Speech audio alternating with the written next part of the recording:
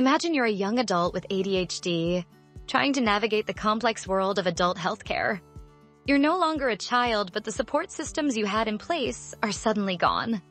This is the reality for many young adults with ADHD in the UK, where treatment options vary wildly depending on where you live.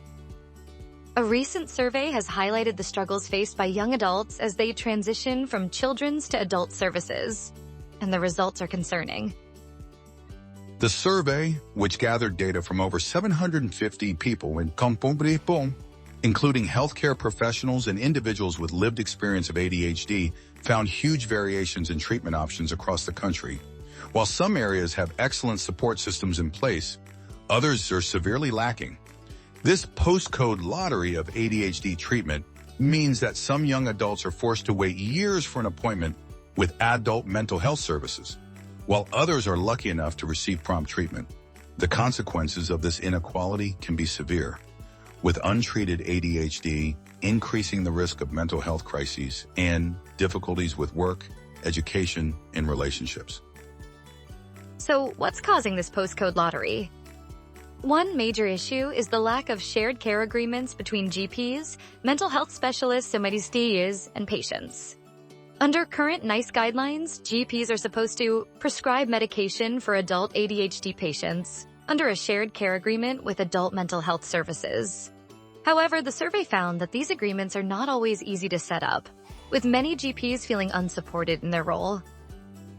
This lack of support means that many young adults are falling through the cracks, unable to access the treatment they need to manage their ADHD.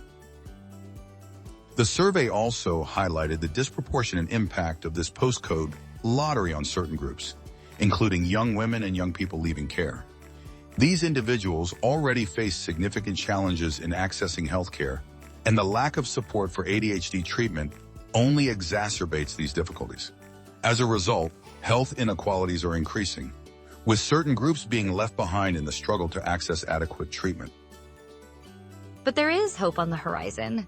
NHS England has recently announced the establishment of a task force and a major review of ADHD services. This review aims to address the issues highlighted in the survey and provide better support for young adults with ADHD.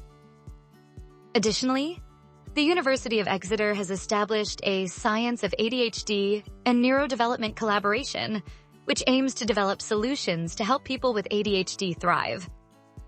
These initiatives offer a glimmer of hope for young adults with ADHD who have been let down by the current system for far too long. Dr. Anna Price, Senior Research Fellow at the University of Exeter, warned that failing to treat ADHD can have a huge impact, particularly for young people who are learning to self-manage their health needs. As the UK begins to address the postcode lottery of ADHD treatment, it's essential that we prioritize the needs of young adults with ADHD. By providing better support and treatment options, we can help these individuals thrive and reach their full potential. It's time to end the postcode lottery and ensure that everyone with ADHD has access to the care they deserve. In conclusion, the postcode lottery of ADHD treatment in the UK is a significant issue that affects many young adults. While there are challenges to overcome, the recent survey and subsequent initiatives offer a chance for change. By working together to address these issues, we can create a more equitable and supportive system for young adults with ADHD. It's time to take action and ensure that everyone with ADHD has access to the treatment they need to thrive.